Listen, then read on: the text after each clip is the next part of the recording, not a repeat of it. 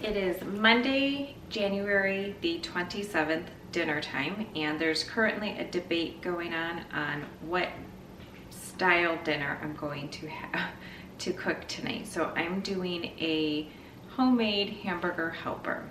I originally was going to do a lasagna version, but I might be doing a hamburger version. We will see.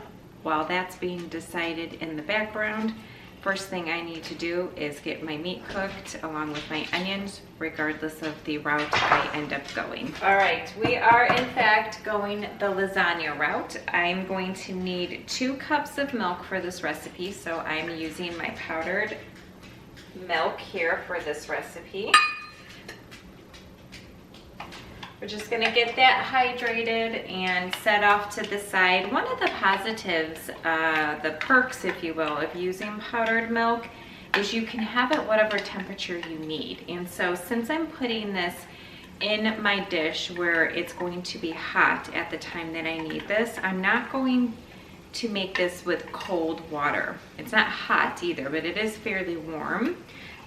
This way it doesn't shock my dish as it goes in. It doesn't have a risk of maybe curdling.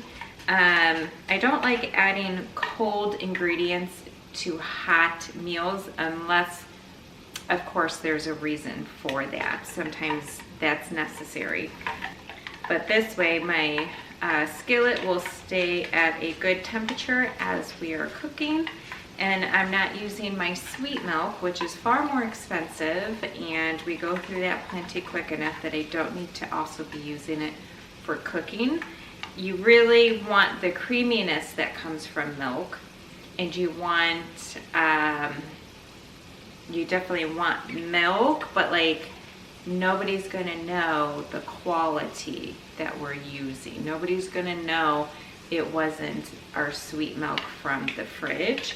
And so definitely in recipes like that, that's why I keep the dried milk on hand, which you have heard many times over. And then, of course, being in a pantry challenge, it's all the more reason I want to use some other avenues that I have stored up in my pantry.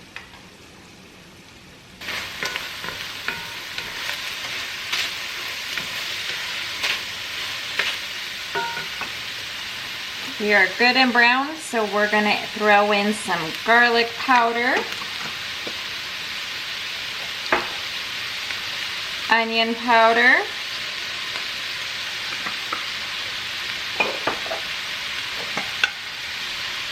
oregano,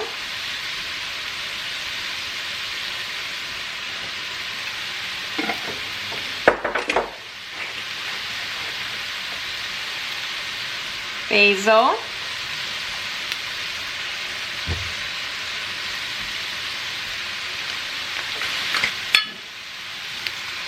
salt,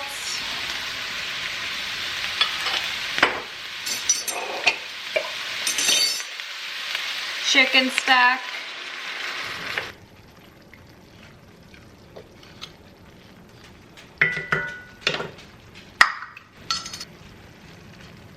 some tomato paste,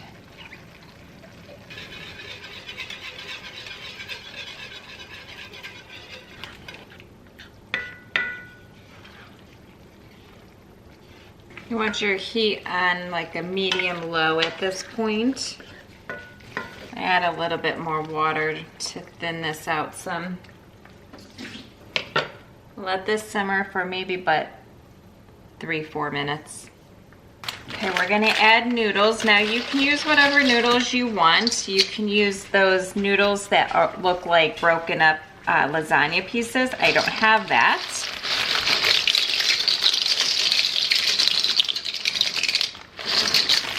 So I'll use what I do have.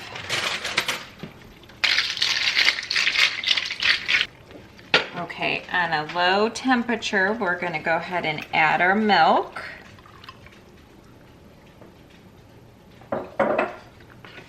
And we're just gonna let this simmer until our noodles are cooked through.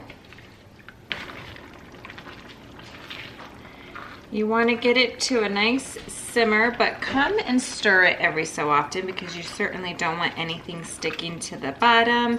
It's going to thicken up more and more as those noodles in there start cooking, releasing starch. Everything's going to thicken up, but definitely keep an eye on it in case you need to add a little bit more liquid to ensure that, of course, your noodles cook. But this is looking fantastic. I would definitely give it a taste test either before you put your noodles in or even like right about now. That way, if you have to add anything seasoning wise, you can go ahead and take care of that before it's complete. Once your noodles are cooked through, go ahead and shred or grate over some Parmesan cheese.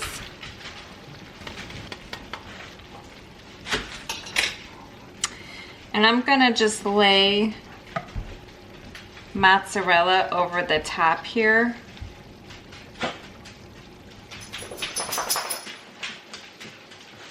This is what I had in my freezer. Broiler on low, so I'm just gonna stick this under the broiler until this is all melted, and then dinner will be served.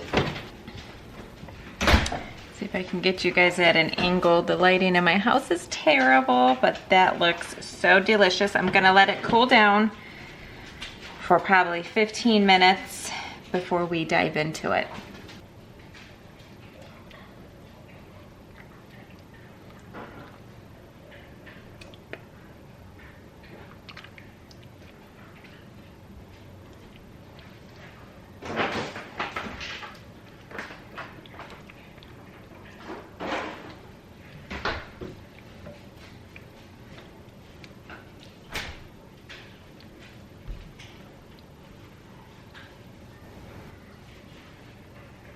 Healthy, homemade version of a boxed item that you'd get from the store.